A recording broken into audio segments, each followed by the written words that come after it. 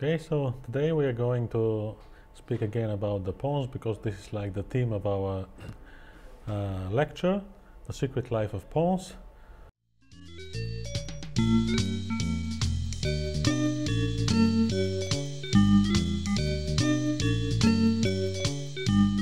So I would like to speak about one of the main features of the pawns going forward and trying to get, their ultimate goal, like the promotion. So although when the first steps of chess were made in the ancient times, pawns were mainly used like in sacrifice, as a kind of a sacrifice all the time. Nowadays we respect much more the pawns, and it started with Philidor, who had like a very famous phrase that pawns are the soul of the game.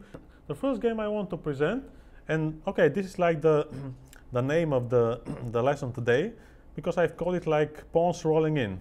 Because okay, this is their main function, going forward and trying to get their promotion. So it reminds me a little bit one song which a few years ago became quite popular, of Adele, famous singer, rolling in the deep. So that's why our pawns like to get rolling in. And this game especially, it was played in a modest tournament. It was a kind of an almost closed tournament. There were a few local players with less strength and a couple of grandmasters. So during this tournament, in one moment, I had to, okay, I didn't need it, but I just went to play an active tournament in Barcelona, which I played very well and won. But because of this draw, I had to catch up with the leader of the tournament. So at the last round of the tournament, ninth round, I played with Grandmaster Panchenko from Russia, and it was needed to become a sole winner of the tournament, just a win. So a draw was not needed. So by a pure coincidence, but also by a lot of effort, during the whole tournament, because it was played in 9 days, I studied one of his pet line, helped by a fellow grandmaster, Vasil Spasov, which we are still friends. So he played like a quite risky line in the Alekhine defense, his favorite opening line. And we studied this line for 8 days. So when the last round was played in the morning, probably he thought, okay, I will not have enough time to prepare, but we have put a lot of hours, like at least more than 10 hours. So okay, this game, which you'll see that it's exactly in our team, the pawns rolling in, was played in 10 minutes my time, and basically I just used the time just to move the pieces, because I have studied so well this position, so I remembered almost all of the lines. And okay, in this time 2004, the engines were quite good, but not as good as nowadays. So we have to invest a lot of our ideas, because it's a special position. You'll see, you sacrifice a pawn, you have a obvious lead in development, and you have a lot of ideas, but we try to find just the most unplanned and maybe like the most exact. And I thought that by our modest efforts we succeeded in that. And the sweet reward was this devastating loss for Panchenko. I mean, in the end of the game, which was a very short game, he was in severe time trouble. It didn't help at all because the position was completely lost. And just I told you earlier, I spent like 10 minutes about the whole game. So he plays Alekhine, and in this position, not the normal e6, but he plays a very risky line, which is knight c6. Of course, here we have prepared exactly the line which I've played. Here there is also c4, knight b6, e6, this sharp line. But I thought that in the main line, which he has played a few games, there is like a pawn sacrifice, quite an obvious one, which looks quite suspicious for black. So I played castle. Well, on castle, d takes on e5, knight takes on e5. I will not show you all the lines analyzed, because there are a lot of lines. So I'll try just to keep the spirit of the game, just to give you exactly the feeling which probably my opponent had during this very disastrous for his game. There is also a line starting with bishop e2 when he takes the central pawn. But okay, this position is also very well analyzed by us during the tournament. It's a very difficult one. Very difficult for black, in my opinion. So, but there is no need to look at the lines. Just let me show you what happened in the game. So knight takes on e5. This is what he used to play. Now if he takes on e2, I take with the queen, threatening rook d1, also threatening immediately queen b5, which gives me time. And having in mind that, okay, he is behind in development, it's quite risky. So he used to play bishop f5, like he played in this game, c4, knight b6, queen b3. Well, this has already been played in one of his games, and after e6, rook d1, and now the queen has problems where to go. For example, the active queen h4 is met by c5, no, and you start in losing material. So he played in this game with a fellow grandmaster, and a rather strong one, and a friend of mine, Korneev from Russia. So in this game, I think he played like queen c8, then the queen goes to g3. He has problems how to develop king side, and okay, he quickly got into big problems and lost this game. I'm not sure if he lost the game, but he had very early a very difficult position out of the opening. I mean, we can say that almost a lost opening position. So okay, in this game, I was sure that he'll go for the principal moves, queen d4, because he starts, you know, buying time, and also start to win some time, and also, of course, attacks a central pawn. For the central pawn, okay, it's a very important if you can win a central pawn, so you can use some time and neglect development, but till certain limit. So this is precise position which you analyzed a lot. Okay, it was even recommended in some comments of maybe this game with Korneev, although here they recommend after this move, rook d1. Rook d1, but the position which we've looked for some time, this one with c6, just to give you one idea, well, we thought that white can get something better. I mean, this didn't feel like enough. So that's why we found ideas which were basically human, and checked all the lines thoroughly through many years with computer, trying to find like the best. But many of the ideas which came up were not the first one suggested by the computer. So bishop f3 is a move we liked a lot, although he has like a wide choice here. He can play rook b8. He can even play we analyzed even just to show you one line, the absurd even, so everything was analyzed here, even bishop c8. Well, if he plays bishop e4, then of course we win more time, like you see, for our development. So it's becoming a little bit very hard to suspect that he'll survive here when he has not still developed, you know, the whole king side, and you are already entering with the rooks into play. Like here, rook c1, knight d4. So you see the white army is playing and black is still quite underdeveloped. So here he thought, of course, a lot. I was just coming on the board, playing my move, because really this position was quite familiar for me. And he chose here, I didn't know what he would choose, but okay. I mean, it didn't matter too much, because really this position was quite known to me. On c6, c5, I liked, on this move, I liked very much knight a3. It's not like the only move. You can have a lot of options, because obviously you have a compensation, but here the idea is how to get like the best benefits. Because the knight on a3 can go to b5, but sometimes it can go to c4. So it has various interesting routes, and I liked it a lot. But okay, no need to look at d line, just I want to give you the feeling of the game. So okay, he castled long, and now the pawns start rolling in, because okay, this is quite natural. The pawns roll just against his king, and having in mind that both bishops look in this direction, this should be very, very suspicious position. Of course, it's good to know it concretely, also because during a game, if you have not analyzed thoroughly, yeah, you can make some mistakes. But this was not the case of this game. So castle a4, and now he thought a lot. But okay, here all the alternatives were heavily analyzed. So he had bishop d3, rook c1.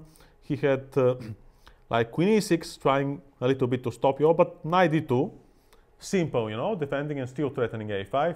He could have sacrificed an exchange, but because of the lack of development, all these sacrifices could not be successful. Like here, rook d3, queen b5, still, you know, wanting to push the pawn. Just one line, let me show you.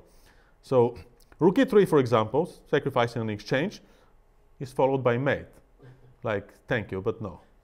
I prefer, like, if he plays a6, it was also not good because of this simple tactic. So here, of course, okay, he already says that probably this game won't enter his list of his favorite games, but it was a little bit too late now. So queen a5. Of course, I remembered this line, which was played in the game.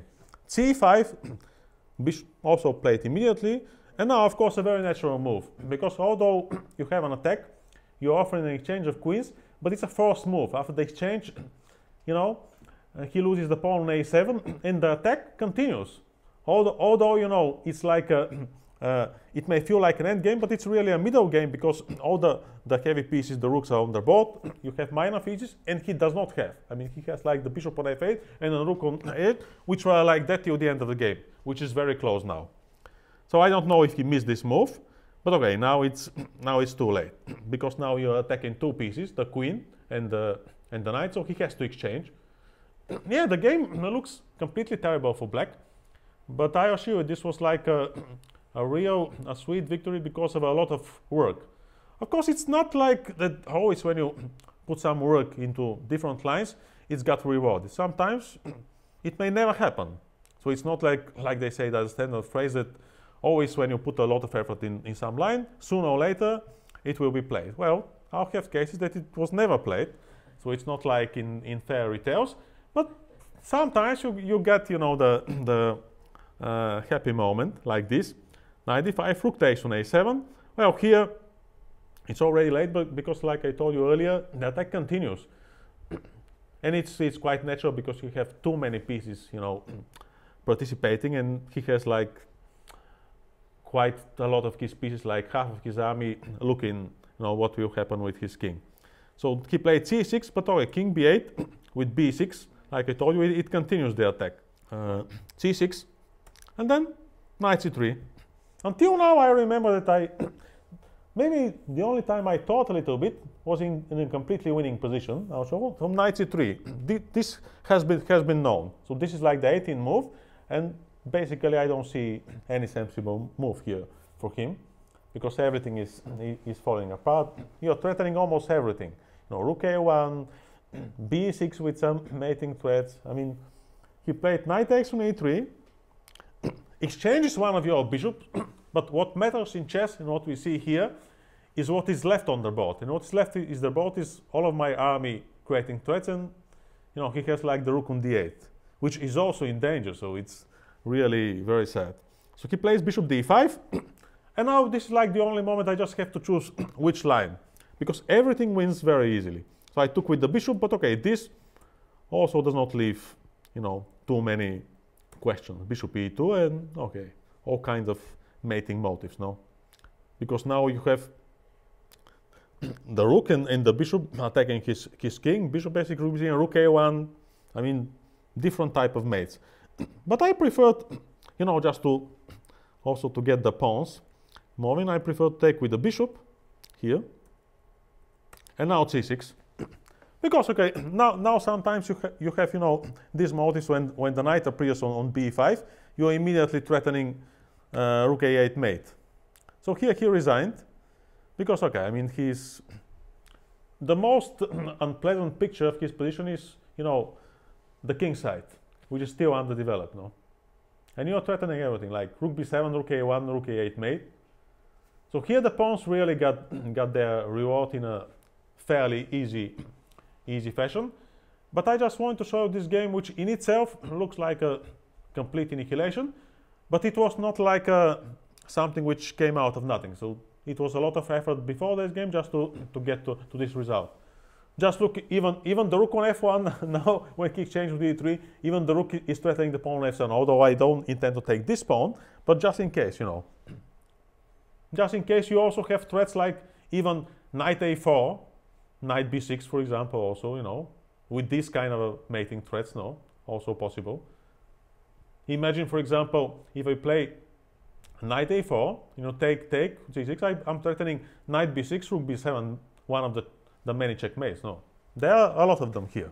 So okay, he finally had enough and resigned in this game. So when we talk about the pawns, I remember one thing quite distinctly, because you remember this kind of a curious detail. So the only game which I played, I'm not sure if he was an international master, if he became an international master, he was much older than me, so we played in some kind of a team championship, and the only guy with a level of master, maybe he was international master, Pelito from Bulgaria, an old player, in which I have like the most number of connected pass pawns. So I have 5 connected pass pawns. It was from a French, which I played Winawer with black, which was not very usual for me to play the French, but I used it in the last Olympiad. I played only French because I had time just to prepare, especially for this Olympiad. So in this game with Byrne, I had 5 pass pawns, and they were not on their initial position. So they are rolling in, and he okay, I thought that he would resign because I had like a rook, a bishop, and 5 pass pawns, and he had a queen. Maybe some other pawn, but okay, it was like all the pawns moving in. But the guy didn't resign, so yeah, he made some kind of a bravery. Okay, I was inside me. I have to confess, I was a little bit laughing and enjoying the whole. So yeah, he took some of my pawns because okay, I was enjoying it. Because he succeeded to take a rook and 3 pawns, but okay, at the end it was left a bishop and 2 pass pawns, which of course made queens, and he resigned. But this is like the game which I clearly remember with the major number of connected pass pawns. And I'm not referring to a friendly game, like a serious game. So the next game I want to show, which also has to do with our team. Let's flip the board. I was with black. It was played in an open tournament in Greece.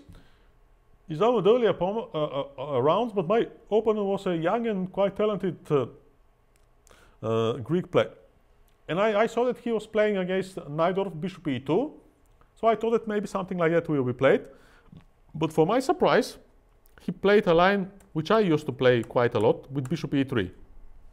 So here I had to remember during the game an analysis which I have made some time ago, which included a very interesting sacrifice, which probably is not entirely correct. So there are a lot of lines, but the end game which happened because okay, during all these like a sea of lines, basically it was not very easy for him to find like the best continuation. So he chose simplification, and of course we got into an end game in which like the power of the pawns was clearly visible. So here e5, knight f3, this is the positional line which I like to play with white.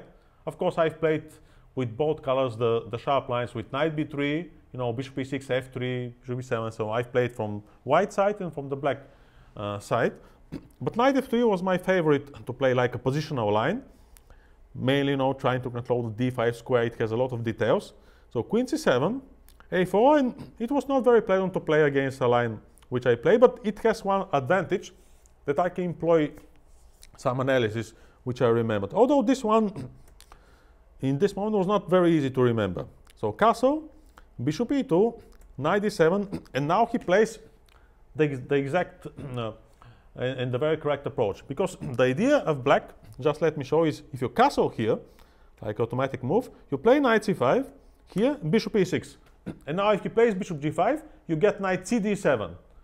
So you are not obliged to take with the bishop on f6 and to give up, you know, the control of the d5 square, and you are very flexible. Now the bishop on g5 does not make any sense. But okay, here the position is quite comfortable for black, and it has been played. So I knew that, and he thought in the opening, but he found like the most logical and the most the principled line here with knight e2. Here what I have in mind and what I played in this game was knight c5, this interesting idea. Now I'll show you what is the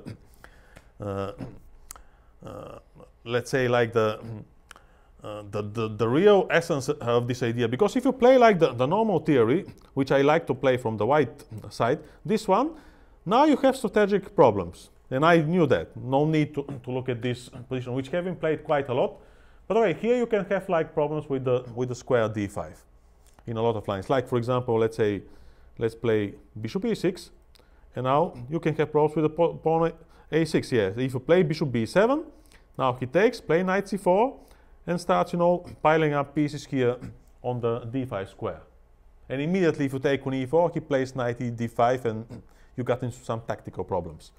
So let's see my idea, because it includes quite a few details, and like I told you at the beginning, it's not objectively quite good. If white knows exactly what to do and he has analyzed this position, which of course was not the case in this game.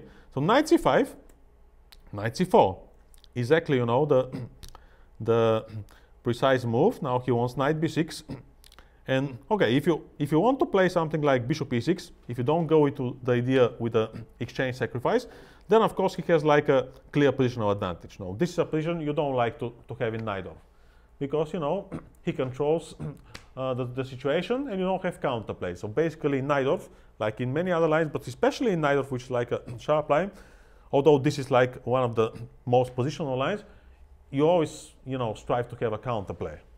So here knight takes on e4, and we enter into this idea, knight b6, rook b8. Oh, this is like a forced line, knight d5, queen d7, and now bishop a7. Well, if he plays bishop f3, here I have such an idea here, and now e4, sacrifice and exchange in such a way. Let's look like, for example, like not the best. Let's say if he plays here, I take here, and I'm getting, you know, tempo a tempo. This was analyzed, so it was not like over the board, some initiative. Now with this move, although he can take en passant, the basic idea, you can see it, I'm winning time. I'm trying bishop b7, and he cannot, you know, save immediately the bishop. So he's having some tactical problems, like here, here.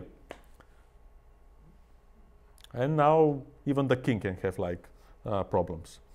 So bishop a7, he thought here, but okay, he found like the most natural.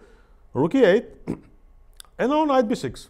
Well, if he tries to repeat moves, like with bishop here, well, I would not have played, of course, rook b8. Now I have bishop d8 here, covering the b6 square, knight f6. Obviously, he has like a compensation, but I have a central pawn. And if you compare to the previous game, well, a central pawn is good. Now at least I'm not getting mated, I'm not, so he has like a clear positional compensation. But you know, like Nimzowitsch used to write in his books, a central pawn is a, you know, very important game. So you can suffer quite a bit for a central pawn if it's not something like destructive, like a decisive attack against your king. So I was ready to play this position. But here knight b6. And now the whole idea, I don't know until what moment he saw that, but for me it was familiar. So now you play knight takes on f2. Like I told you, it was studied beforehand. So this was like an idea which I have analyzed. Well, the idea is to buy time, you know. If he takes, you give check, and then you take, you know, the bishop on a7. If he takes on d7, what he played, which is slightly, you know, getting some kind of a panic, then of course you got a good positional compensation. Here, of course, the whole line is quite suspicious because of queen d5. There are a lot of lines, you know, I have alternatives like queen 8. The rook is hanging there, you know, on h1. So just to show you a few lines, like here, here, knight b6. But basically, it's quite suspicious for black. But okay, he, under the pressure of playing a line which I was playing quite fast, and for him it was like maybe this move was a surprise here, I don't know. Or when he was entering the line, he decided, you know, to bail out. Let's say, let's play like an endgame, at least I have an exchange. But for the exchange, you have a clear compensation in the form of two pawns. So basically, you probably have like a small material advantage. And also, very important feature about the position, it's much easier to play with black. After that, the important thing was just to make some practical decisions. I'll show you now the decisions which, in my opinion, were important in the end game. This is like a, you know, a very good decision for black, because now the position becomes technical, and basically, in my opinion, there are only two results on the board. Now you'll see. So you take on d1, he takes here. Now you have a choice. Here I have looked at this position until now. So here I have to play by myself, because obviously black has a compensation. But how you do it? Well, I prefer to take on a7, because this knight takes on b2, bishop e3, d5, let's say rook b1, here, here. This is not so clear, because he has activity. And you try to limit, you know, his rooks, which need open files, to less activity. So this is like more unbalanced position. You compare this to what happened in the game. And I prefer, you know, to have the other formation, because it has like a more solid pawn structure. And I almost don't see any counterplay for him. And you see the difference between how the computers think about a certain kind of endgame. So here I played rook a7. I take here with the king. Because, okay, here like setting my commands. Obviously, in my opinion, black is the only one with some winning chances. Let's look again at the material. So I have 7 pawns, he has 5 pawns. He's an exchange up. So basically I have like a small material advantage, in my opinion. Of course, these are just, you know, counting the material. There are other factors, like if he has like a clear play. This is like very important because I don't see clear play for white, so he has to be on the defensive. So bishop c4, and now I made a rather natural for human decision. I try to get the play into a very clear territory to know exactly what I'm doing. So here, the suggestion of the computer, after the game, which I looked, like to play g6 and to play f5, really does not seem so natural to me, because much more important for us humans, not only for me I guess, is to get like much quicker some coordination between the pieces. Normally a human does not like, you know, just to push the pawns and the rook stays still on a7, so I want to get my piece into play. The computer is very happy here, but I'm not happy. And when you play a game, you'd like, you know, to feel good and to know exactly what's happening on the board. So here, I thought it's better, you know, to exchange 2 of the pawns, but to get, you know, all of my pieces back into play, because then it becomes the type of position which I told you earlier, with only 2 results, and obviously I'm pressing. The king will be in the center, so he castles, f6, rook takes on d6. Well, he could have played b4, but I still, you know, I play here, and I play b6, and my pieces start getting into play. The bishop takes on b6, the c file can be used, so he has to be, you know, the pawn starts rolling in, you know, slowly, but okay. You always have to mind that. So, okay, he exchanged a pawn. Here, c3, king a7, rook d2. Now it's time to get your piece into play. And now the basic problem which you have is, of course, the pawns, which, like is the name of our lesson, will start sooner or later, and you prefer sooner. But okay, you have to prepare them to start rolling in. But also, he doesn't have black squares. This is also always the kind of strategic problem you have when the opponent has like a pair of bishops.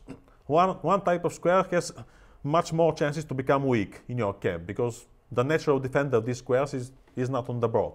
Of course, it depends on the position. If it's like a static position, it's a closed one, more difficult, but you have to have always in mind that.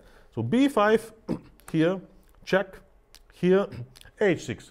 Well, this is like a rather, you know, cautious decision. Probably better immediately h5.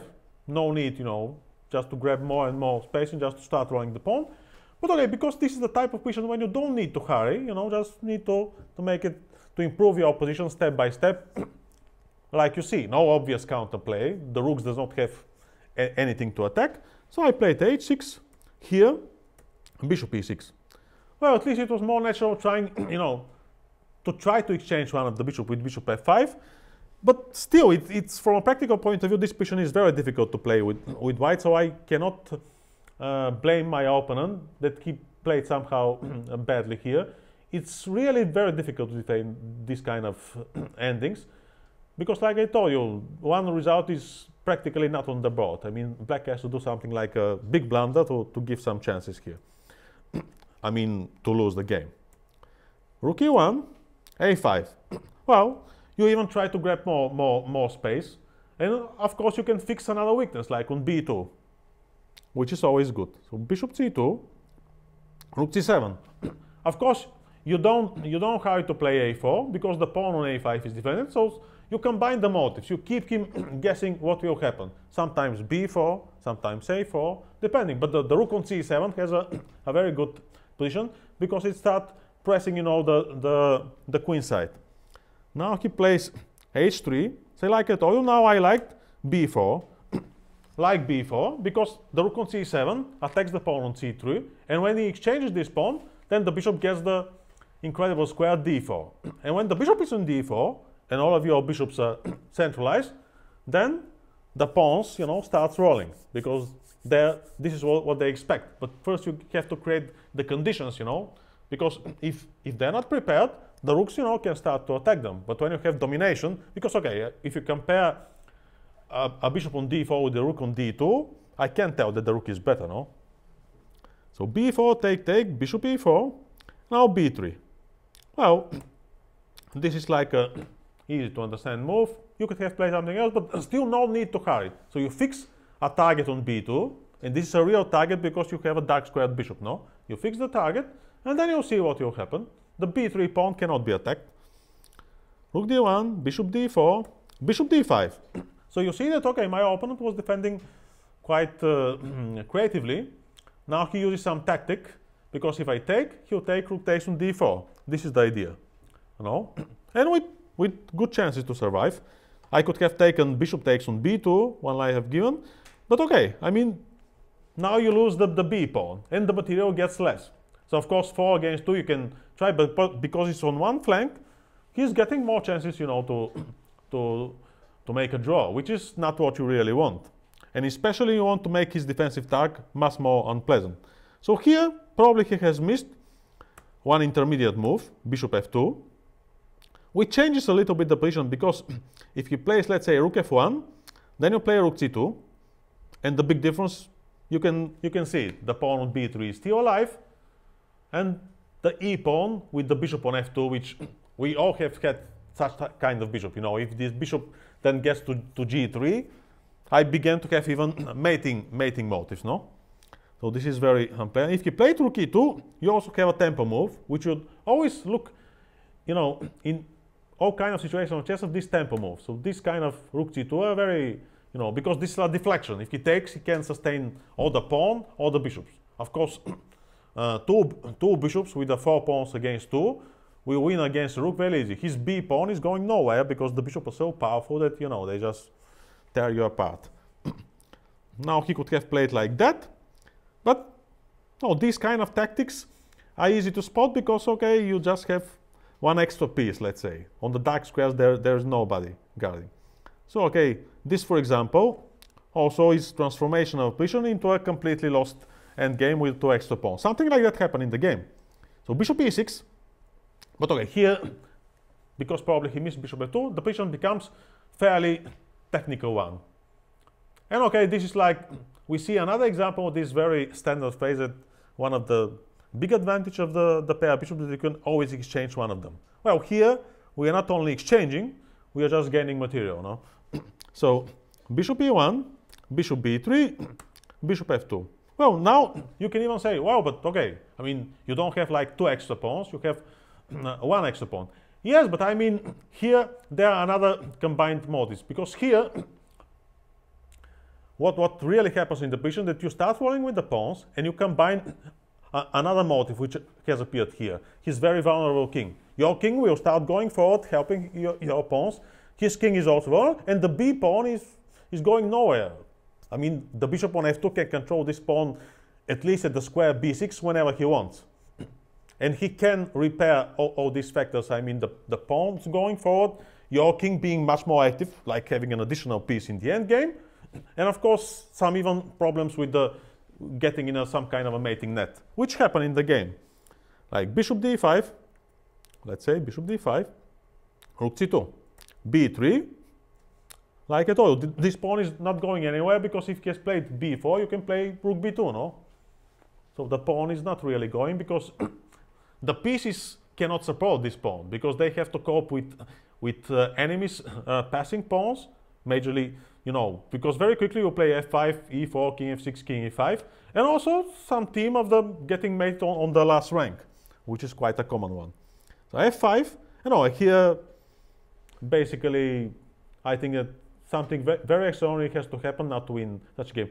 It happened in a very small, I made till the end of the game one small calculation error. It was curious because this is what we normally do in some games. So sometimes you have this kind of mirage at the end of the game, probably because you're a little bit tired. And I'll show you the line which I didn't see. So here, e4, basically here I was expecting, you know, very swift end of the game. So that's why here I missed. So after rook d5, I saw this check here. And at first I thought I was, you know, giving him mate. But then in one line, there was this typical, like the rest image of some line. So what I really missed was not h4, which I given here, but on g4, I just didn't see this move, that I give him checkmate. So because of that, I didn't play rook c1, not because of h4. Okay, it didn't change the outcome of the game. But still, you know, here it was just immediately win. You're threatening mate, and on h4, you play g6, a couple of checks, and then checkmate. Probably this was like the best way to end the game. But okay, still, I think king f6, you know, the game cannot be saved here. g4, trying in some way, you know, to disrupt your pawns. But okay, with 2 pawns, you can't disrupt 4 pawns. Well, sometimes you can, but when they are connected, very, very hard. So playing with black here is very easy. No, g6, like saying, okay, are you joking? Here, the main difference, of course, is the king also. The king is on h1. Basically, just waiting to get mated. Because, okay, the other thing, he's waiting to get mated, and also white are waiting which pawn will arrive first. So here, check. Okay, here, of course, there is no problem to give him a pawn, because then you combine immediately after you play f4, you see that your next move will be f3, king f4, king g3. Here I was really, as I remember, I was a little bit surprised that he still continues play, because, okay, here nothing can happen. But, okay, you can never blame somebody that he's playing. So, okay, in this type of position, I prefer even they to play. Because, okay, I mean,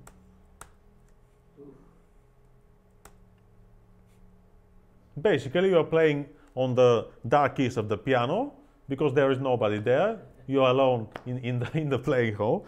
Here, bishop g3, and okay, here he resigned, because, okay, there are all kinds of mating threats from all over. So, oh, if the first I'm threatening is rook c1. He can play the bishop, because then check and f2 mate. So what he can play? If he plays here, let's say, how do you win? Yeah, check, king g1. F2. Yeah, f2, check. Yeah, you can take and take f1. Yeah, you can even, you know, you can even play this thing. Now, of course, what you said is winning immediately, but you can even play this, no? A bit of a joke, no? Bishop f2. No, bishop f2 is a mating threat. Yep. With a mate rook h1, no? If you insist to finish the game with a mate, no? Yeah, so okay. When you have the type of squares like 0, for you, it's easy to play. But of course, okay, these are some examples of games I've played. But let me show you, because today we are talking with one of my friends here about some players from the past, and there was one very good example, a very good positional play, and of course there are some additional circumstances of a great player which probably many people here and from the younger players have never heard of him. He was Ratmir Kholmov, a very famous Russian grandmaster who had played with all the champions, had an equal score with Karpov, had an equal score with Fischer, because he won the first game, and then in the 60 memorable games, Fischer gave the game after a few years when he won brilliantly, playing very well with black, because he not only won a brilliant game, but after the game he heard Kholmov, because Fischer knew a little bit of Russian, because he used to study Russian to read a lot of chess magazines. Make sure they were getting it up on. Yes, he heard Kholmov after the game saying to one of the Russian other grandmasters, okay, he saw everything. He saw everything. I mean, the guy played, and yeah, he annihilated him in the second game. But especially Kholmov, in this game with Fischer, which is quite famous, the second match was that they played in 1965 in a Grandmaster tournament in Havana. And okay, these were other times, and you will not be, or you probably will surprised, because the participants were 22. So they played 21 rounds. Nowadays, if you play like 11 rounds, the top chess players, they need like 7 rest days and something like that. But no, they played 21 rounds. In the old days. Yeah, in the older days. And in this particular game, before that game, Kholmov was at the bar at the hotel, drinking Bacardi. And okay, he used to drink quite a lot. And Smyslov came late by night and told him, okay, let's go. I'll show you like a line in Chigorin, which was the pet line of Fischer. So then you'll be able, you know, to surprise him. Okay, first I'll show you this of Fischer. But okay, when they went into the hotel, he showed him the line, but he was completely sure that, you know, Kholmov would have forgotten everything because he was in a state which was difficult to suspect that he would remember it. And in the morning, Kholmov in one of the books was describing what he was feeling. He said, okay, now he had some problems with the authorities in ex-USSR, so he thought, okay, now you're playing with Fischer, and of course if you lose this game, they'll know that the previous evening you are drunk as a skunk, so it will become even much more unpleasant. And okay, so let's get tough, and okay, he was sitting on the board. Fischer was playing from the USA, because in this tournament they didn't give him the premium, he was playing by the telex. But okay, the most incredible thing is that the same line appeared on the board, and he remembered everything, the idea which was shown by him by Smyslov. And after that he played a very good positional game, although, you know, the situation was quite favorable for him.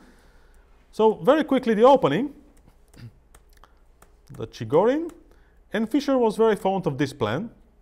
You know, d takes on c5, knight f1, which is a very interesting positional play. He had a lot of experience here. And now, okay, this is the idea which he showed him. Of course, if he knew this idea, Fischer would have played here probably b3.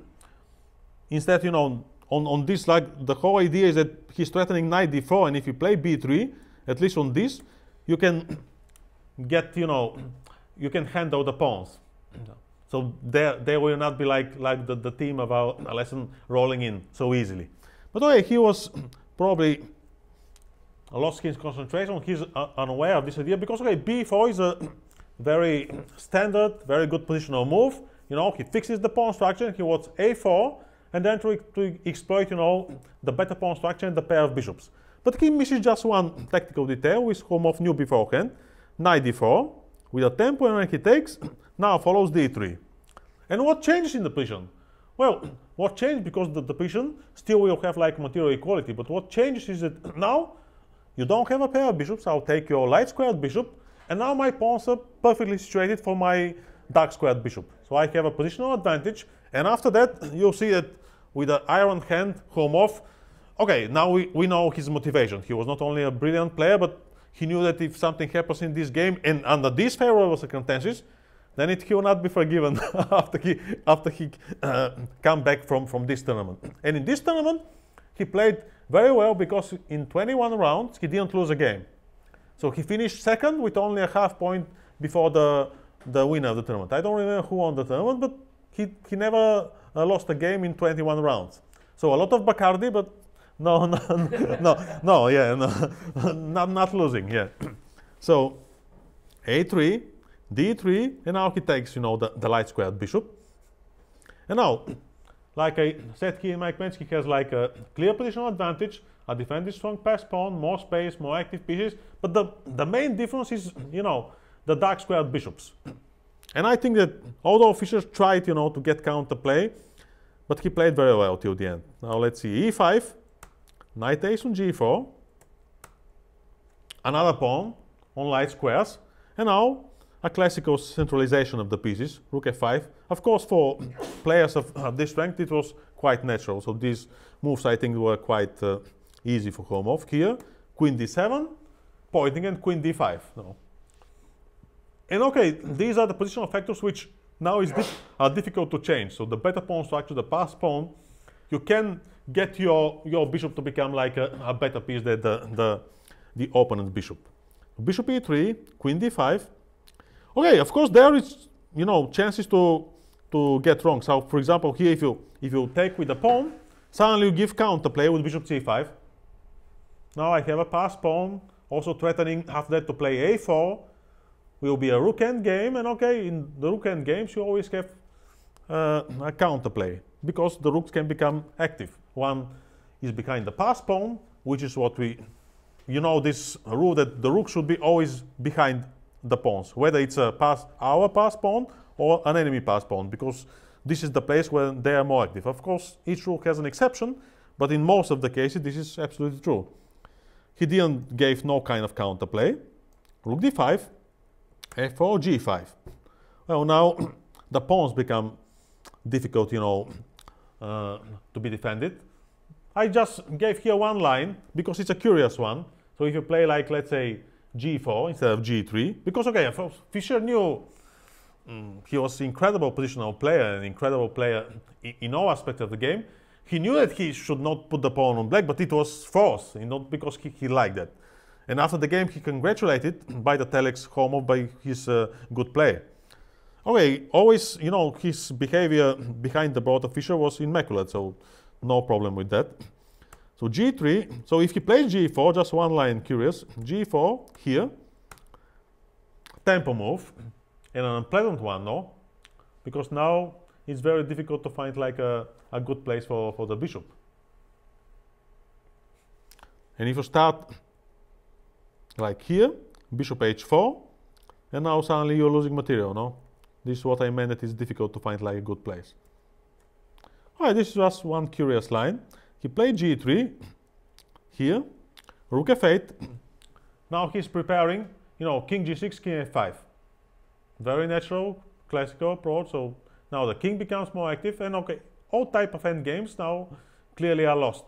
So he tried in vain some kind of a intent to get counterplay, but okay, it never succeeded because Kholmov, kept control of the situation. Rook g8. Now he's threatening to get into the g line. Now, for example, this checks, follows, the king goes here, and still I'm trying, to play like bishop h4 or king h4, depending on the circumstances. Now rook b8, and now the only thing you have to be careful, just not to allow, this pin to persist for more time. So rook g7, and this is like the beginning of the end, like a4. Now, till the end, in these strategic games, you have to keep some tactical, alert. Just not to allow, if you play immediately bishop h4 as if you are winning, he'll give you check. And suddenly you have to go back, with the king. That's why h5, with a very unpleasant threat, h4. I mean, there is no way to help with this threat. Because if you play h4, then I'll follow with rook g4, no? So the penetration on the g file is inevitable. So he took here, and now his king is completely vulnerable, and he got mated here in a very severe way. Okay, here there is everything. Mating threats, the c-pawn, so everything basically.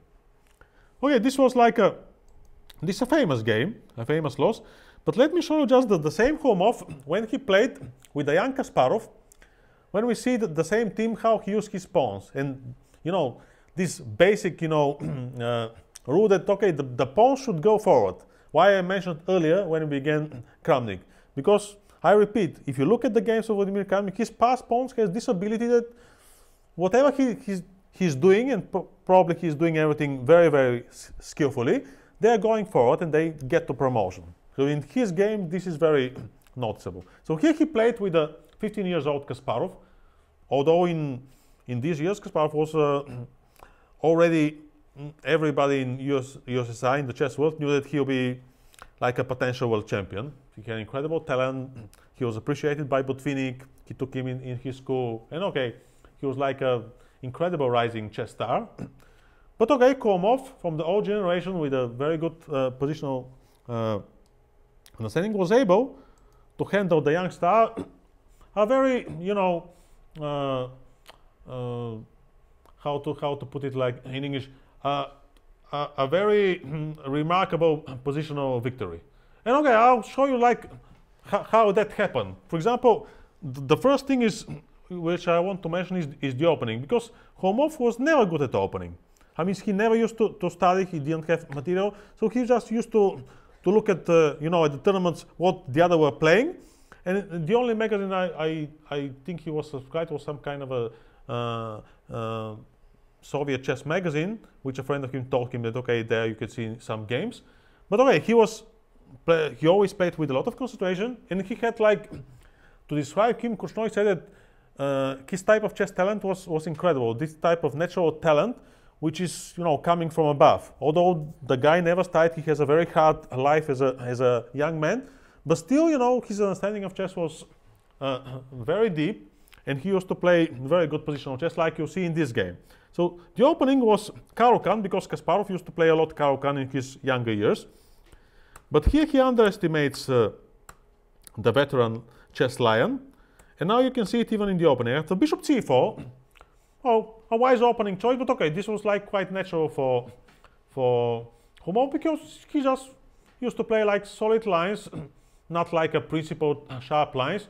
And here, of course, it's natural when he plays bishop g4 and short castle just to castle short, because then black has a very solid position.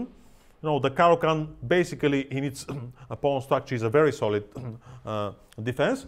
So if he castled short, probably this game would have ended in a draw because Kasparov was playing quite well. But probably he was too ambitious, he wanted to show how good he is, so he decided quite riskily from a strategic point of view to castle long, which in Caro-Kann, basically you try to follow suit. So in most of the lines, when he castles long, you castle long. Of course, then there came some new lines. Bent Larsen was one of the players which in the basic line with bishop f5, bishop g6, started to play with short castle and then started to play a5, you know, his favorite move for a5 and h4 with the h and the a pawns. So he then introduced a lot of new ideas. But basically, earlier it was like a known rule, depending of where the white castle, in the Caro-Kann structures, black should follow exactly the same fashion. So here he plays too ambitiously in the opening, Kasparov, here, and now long castle. And of course, this gave Kholmov a very easy play, because having in mind this pawn structure, how is the black one, it's very difficult to imagine getting some play here against the white king. That's why he played very natural moves. Here, a4, a5, bishop d2, and he's already standing pleasantly in a pleasant position with a maybe not too big but clear positional advantage, because it's not very obvious where is black play. He is solid, so he doesn't have like a direct attack, but no visible counterplay at first sight.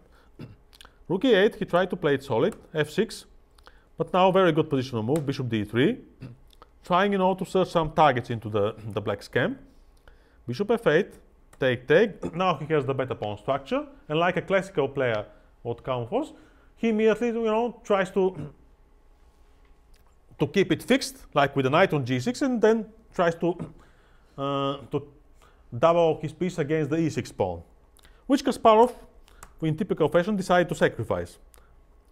Although, if he has taken here on g3 or so, this position also is quite passive. So Kasparov, even in his older years, didn't like passive position. And of course, this was not one of these positions which you really like to enjoy. So he decided to sacrifice a pawn. And here, till the end of the game, in my opinion, Kholmov showed why he was much respected and why he was such a great player. So with a very firm hand, he kept, you know, pushing his pawn and just providing him with the needed support, and never forget about, you know, the final idea that the pawn should be rolling in. Although, at first sight, the end game looked like with some positional compensation. But let me show you. He took the pawn, of course. Rook e1. Now Kasparov succeeded to exchange quite a few pieces here. And now white has like even worsened here the pawn structure on the king side. And here he has like 4 against 3. But it seems like, okay, they are fixed, so maybe you'll never be able, you know, to create like a pass pawn. But okay, this is, now you'll see, is just an illusion, because the first idea which Kasparov has seen it, okay, I can play, you know, king c7, I can play b5, so probably, okay, after that it will be difficult for you to get to penetrate my fortress. But okay, with a very logical play, he made it happen. So here the first very well-timed move, h4. Now he helps his pawns to get undoubled, because on g4, he just wants to play rook e4, no? Rook e4. And now you can't defend the pawn because, okay, there is small combination and you got into a lost pawn ending, no? So that's why I undouble my pawns, and then I just need to create protection for them. So rook h1, the pawn are going forward. Now if you play g4, you can play, but then you are giving me the f4 square. So the knight becomes, you know, less useful. That's why he decided not to give, you know, this square here. But this means that, of course, now I'll place my pawn on light squares, which is like the typical decision. when I have like the the dark squared bishop. And also, of course, the pawn becomes like a protected pass pawn. So king f3, g4, natural move. Now, because the pawns are on g5 and f6, so they're always a target, you can never, do something about the white pawn, so you don't have any kind of counterplay. And it was a technical position. Here, the important thing is just to activate your pieces, which he did, of course, in a fairly easy fashion. He has already provided, a match with his king, like e4, f5, it's always available. And of course, even here you can see that although it looks here like the pawns has fixed the white pawn, but you always have this idea, because the b6 square is not available for the knight, so you always, after some time, you have the idea with d5 and to get with the king on d4. And the pawn on a6 probably is like the ultimate target. So let me show you just how it finished it in a quite a technical way. First he activated the bishop, no? Now he uses the pass pawn, mainly to deflect the enemy pieces. And then he attacks his pawns here on the queen side by activating the king. d5, king d4, bishop c7. Bishop g7, basically, what he tries to show is that the black knight does not have any useful square. Now he could have played rook h3, but I think that king d5 is just like the best decision, just keep going with the king. Although he sacrificed, the pawn on g4, but activity was like the most important for him. Check. And now he goes after the... Oh, he didn't took it immediately because he didn't want, just to get some technical difficulties here. Now the king can get some into trouble, so no need, to give any kind of counterplay. So you play king b6, the black pawn. Why the black pawn cannot go on? Because, okay, basically the transformational position has become in such a way that the bishop is better than the knight. No, the bishop controls the knight. And why controls the knight? Because the bishop now is in open position. So the bishop has opened a lot. I have a pawn on h7, and your two pass pawns are easy to control because I have the piece of a longer range, which is the bishop. Here, you can move the f-pawn because the knight is hanging. Here, again attacking the pawns. And now he just goes into a very easy and easily won rook endgame. Now if he goes rook h3, he just picks up the pawns, no, and start pushing. So he played the last move here, rook e7, rook takes on g4. But okay, I mean, the big difference of the kings is more than obvious. And after a few moves, preparing rook g6, he resigned. So, like I told you, even it was 1978 and Kasparov was 15 years old. Well, I think that the first victory against Grandmaster he did when he was 14 years old. So he was a very, very good player. But Kholmov still can keep, his chess strength and delivered even against... Okay, this was the only game he played with Kasparov. And it's good to say that he thinks that both Karpov and Kasparov are great players, but okay, he's slightly in favor for Kasparov. This is his personal view. So this is our lecture for today about the rolling pawns. And I like to wish you that also in your games the pawns keep rolling in and getting a promotion in higher rate.